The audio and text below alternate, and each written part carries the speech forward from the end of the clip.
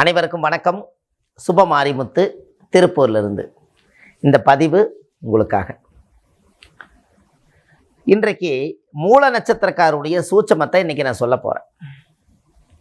மூல நட்சத்திரக்காருடைய எந்த சூட்சமங்கிறது இன்றைக்கி நீங்கள் தெரிஞ்சுக்க போகிறீங்க. உங்களுடைய வாழ்க்கையில் மூல நட்சத்திரம் உங்களுடைய வாழ்க்கையில் எப்பேற்பட்ட நட்சத்திரம்னு உங்களுக்கு தெரியுமா?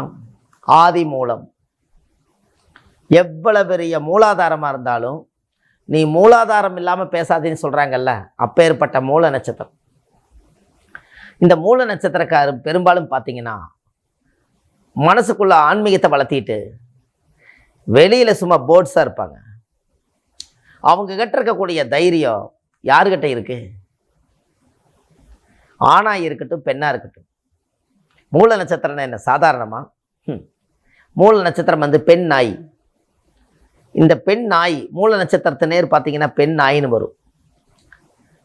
இந்த நட்சத்திரக்காரர்களை இந்த பெண்களை கல்யாணம் பண்ணி வச்சாங்கன்னா அவங்கள மாதிரி பிள்ளை வளர்த்துறதுக்கு யாராலையும் முடியாது.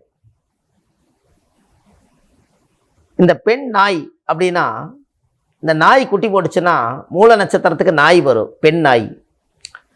இதை குட்டி போட்டுரும். குட்டி போட்டால் யாராவது மனிதர்கள் பக்கத்தில் போனால் இந்த குட்டியை தூக்க வர்றாங்களோன்னு சொல்லி போட்டு அது அருன்னு கடிக்கிறதுக்கு வரும். அப்போ இவங்க என்ன பண்ணிடுவாங்கன்னா, நாய் கடிச்சு போடு, அதனால் துரத்தி விடு போகட்டுன்னு இவங்க துரத்தி விட்டுருவாங்க. இது என்ன பண்ணுன்னா, என்னடா இப்படி துரத்துறாங்களேன்னு சொல்லி போட்டு அது போய் இன்னொரு இடம் தேடாது. இந்த குட்டிகளை பூரா வாயில் கவிட்டு போய் இன்னொரு இடத்துல போய் பறித்து இடத்துக்கு 2 இடம் 3 இடத்த மாற்றி அந்த பிள்ளைகளை பூரா காப்பாற்றி அதுகளையும் கூட வச்சுக்கு கடைசி வரைக்கும். இந்த குணம் மூல நட்சத்திரக்காரர்களுக்கு உண்டு. அதே மாதிரி தான் பெண்களும். அவங்க மட்டும் கல்யாணம் பண்ணி கொடுத்துட்டா புருஷனுடைய வாழ்க்கையில் எவ்வளவு நல்லது கெட்டது நடந்தாலும் அந்த குழந்தைகளை காப்பாற்றுற சக்தி என்னைக்கு அந்த மூல நட்சத்திரத்துக்கு உண்டு. என்னைக்கு கையில் எதையாவது ஒன்று பிடிச்சிக்கிட்டே இருக்கும் பாரு. கையில் ஒரு பை இருக்கும், இல்லாட்டி கையில் குழந்தை இருக்கும், கையில் ஏதோ ஒன்று பிடிச்சி தான் போகும். சும்மாவே இருக்காது பாரு. கைவீசி என்னைக்கு நடந்து போன சரித்திரம் இருக்காது. நீங்கள் மூல நட்சத்திரத்தில் பிறந்தது குரங்குட்டி பார்த்துக்கிறீங்களா? கையில் ஒரு குட்டி தாவி எடுத்தால் ஒரு மரத்துக்கு மரம் சாடும். ஏதோ ஒன்று கையில் வச்சுக்கிட்டே இருக்குது. இந்த குணம் முன்னோர்கள் அந்த காலத்தில் எப்படி சொன்னாங்களோ அப்படியே வாழ்வாங்க. அவ்வளோ ஒரு அஞ்சாத நெஞ்சம் படுத்த ஆஞ்சநேயருடைய நட்சத்திரம். ஒரு சூழ்நிலையில் ராமர் போரில் ஏதோ ஒரு இழப்பை சந்திக்கிற மாதிரி ஒரு சோகம் அடையும் போது ஒரு திடகாத்திரமான தைரியத்தை கொடுத்து ராமருக்கு மிகப்பெரிய ஒரு உதவி செஞ்சவர் ஆஞ்சநேயர். அப்பேற்பட்ட நட்சத்திரம். அதனால் உதவி செய்யும் மனப்பக்குவம் என்னைக்கு மூல நட்சத்திரக்காரர்களுக்கு உண்டு. அப்பேற்பட்ட நட்சத்திரத்துக்கு எந்த நட்சத்திரக்காரர் பிடிச்சா மூல நட்சத்திரக்காரர் நல்லா இருக்கலாம். ஒரு காலத்தில் ஒவ்வொருத்தருக்கும் ஒவ்வொரு நட்சத்திரம் இருந்துச்சு. மூல நட்சத்திரக்காரர்களுக்கு சதய நட்சத்திரக்காரர் தான் நட்பு நட்சத்திரம். சதய நட்சத்திரக்காரர் மட்டும் இங்கே பக்கத்தில் நட்பு நட்சத்திரமாக வச்சுக்கிட்டிங்கன்னா உங்களுடைய வாழ்க்கையில் மிகப்பெரிய ஒரு சிறப்பெல்லாம் அடைவீங்க. எல்லா காரியம் வெற்றி அடையும். இந்த நட்சத்திரக்காரர் ஒன்று தான். அதுவும் பாருங்கள், மூல நட்சத்திரம் அது கேது, அது சதய நட்சத்திரம் அது ராகு. இது ராகு, இது கேது, இது தலை, அது வாள், இது வாள், அது தலை. பத்திலா இங்கேயே கனெக்ட் ஆகுது. அப்போது சதய நட்சத்திரத்தில் பிறந்திருக்கிறவங்க அவங்க வாழ்க்கையில் சதய நட்சத்திரக்கார நட்பாக வச்சுக்கிட்டாங்கன்னா மூல நட்சத்திரம் எல்லா இடத்துலையும் ஜெயிச்சுட்டே போயிட்டுருக்கு. போகிற காரியம் அனைத்துமே நடக்கும்.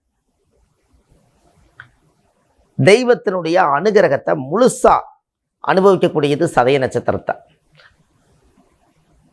அப்போது அந்த மூல நட்சத்திரத்தில் பிறந்துக்கிறவங்க சதய நட்சத்திரக்கார நட்பு வச்சுட்டாங்கன்னா அவங்க வாழ்க்கையில் போகிற காரியம் ஜெயமடையும், எடுத்த காரியம் கைகூடும். ஒரு பணம் கேட்க போனாலோ, ஒரு கடன் கேட்க போனாலோ, ஒரு செய்கிற தொழில் ஏதாவது பண்ணால் எல்லாத்துக்குமே இந்த அமைப்பு ஜாதக ரீதியாக இருக்குது. இது எல்லாமே உங்களுடைய வாழ்க்கையில் ஒரு சிறப்பான ஒரு பவரை ஏற்படுத்தி கொடுக்கும். அப்போது இந்த சதய நட்சத்திரக்கார் வந்து என்னைக்கு கும்பராசியில் பிறந்திருப்பாங்க. அப்போ அந்த சதய நட்சத்திரக்கார காலையில் எந்திரிச்சு நல்லா இருக்கிறீங்களா, சாப்பிட்டீங்களா, டீ சாப்பிட்றீங்களா, வாங்க டீ சாப்பிட போகலாம், டீ வாங்கி கொடுத்தீங்கன்னா தெய்வத்தை நீங்கள் கூட்டிகிட்டு வந்த மாதிரி. ஒரு நல்ல ஒரு வீடு கட்டி கிரகப்பிரவேசனம் பண்ணுறீங்க. இந்த இடத்துல சதய நட்சத்திரக்கார் வந்து விளக்கேற்றினா தெய்வம் வீட்டுக்கு வந்துட்டு போகிறது போல பொருள். ஒரு தொழில் பண்ணுறீங்க, அங்கே வீட்டில் ஒரு தொழிலில் ஒரு விளக்கேற்றணும். கரெக்டாக சதய நட்சத்திரக்காரை பிடிச்சி நீங்கள் விளக்கேற்றுங்க.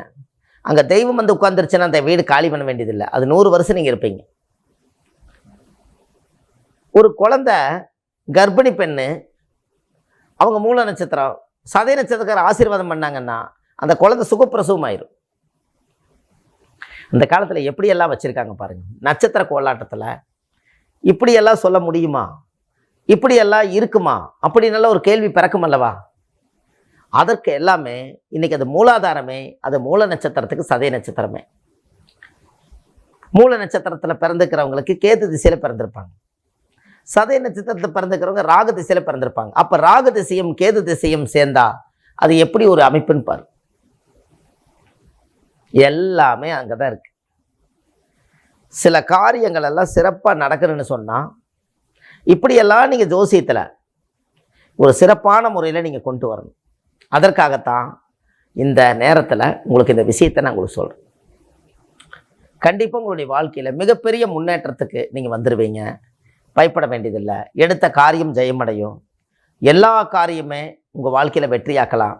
அதற்கு மூல நட்சத்திரக்கார் சதய நட்சத்திரக்கார் பிடித்தால் அவங்களுடைய வாழ்வாதாரம் ரொம்ப சிறப்படையும் என்று சொல்லி, வாழ்வது ஒரு முறை வாழ்த்தட்டும் தலைமுறை.